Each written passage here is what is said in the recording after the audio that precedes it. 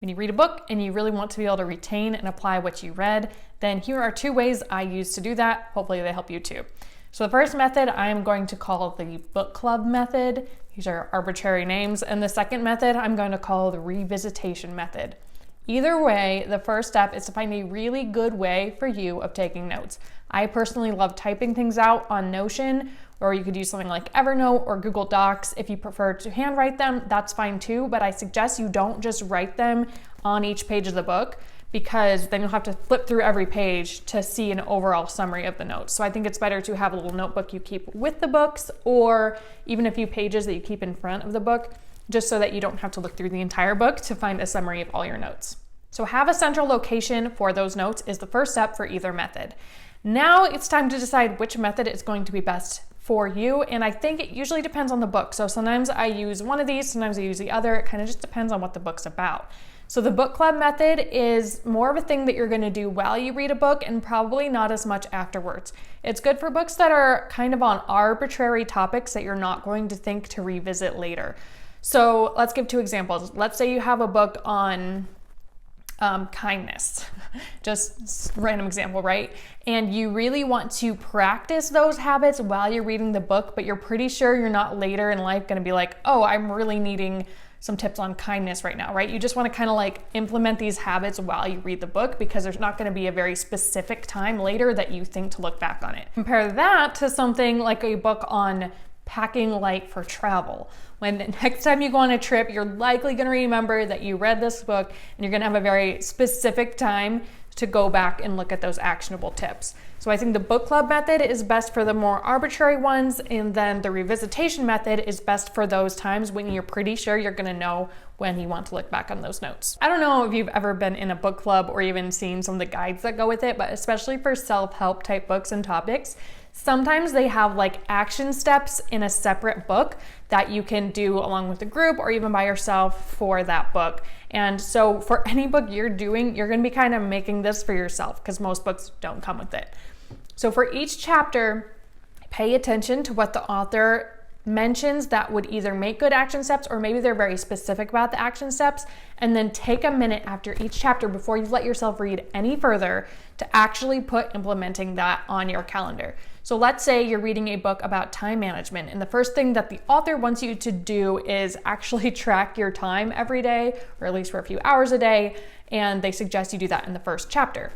Before you're allowed to read further, put that on your calendar and have a specific time when you're going to get that done, or whatever other action step they might suggest. And if they aren't suggesting action steps, think of ways that you can make action steps on your own for whatever concepts they're trying to get you to apply. And make sure you put these things on your calendar so they actually happen. And then the second method, this is one I use more often, and I kind of think it works better for most things, at least for me and my brain, and I have named it the revisitation method.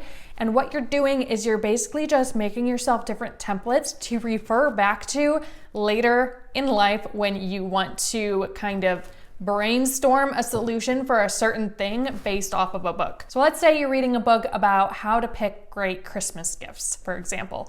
You could take all of the suggestions, your favorite tips, your favorite action steps from that book as you make your notes as you're reading along, and then make it into one kind of template that you can revisit every time you face this problem. So maybe once a year at Christmas, and you can go through this list for everybody on your shopping list, or just as a whole, or whatever. That's just one example. Or maybe it's a list of how to pack light or how to plan a great trip.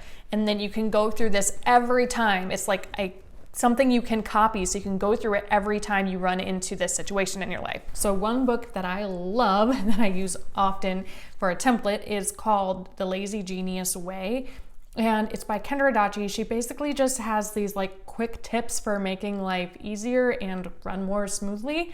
And so she has, I think, 13 different principles, and different principles work for different things. So one of her principles is ask the magic question, which is just figure out what you can do now that will make something easier later.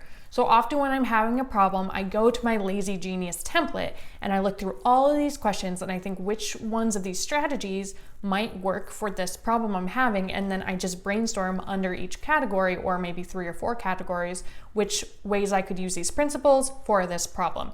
That could also work for like this book I'm reading right now called The 5 a.m. Miracle by Jeff Sanders. Funny, those are both podcasters I really like who wrote books. And he has this framework for how to reinvent your morning. And so anytime I'm trying to implement a new habit into my morning or just kind of revamp my mornings in general, I can go back to my template for his book and use that. It really works for a lot of different situations. And so there's 2 ways to do this. On Notion is really easy because you can just duplicate the template that you make like this. Let me show you.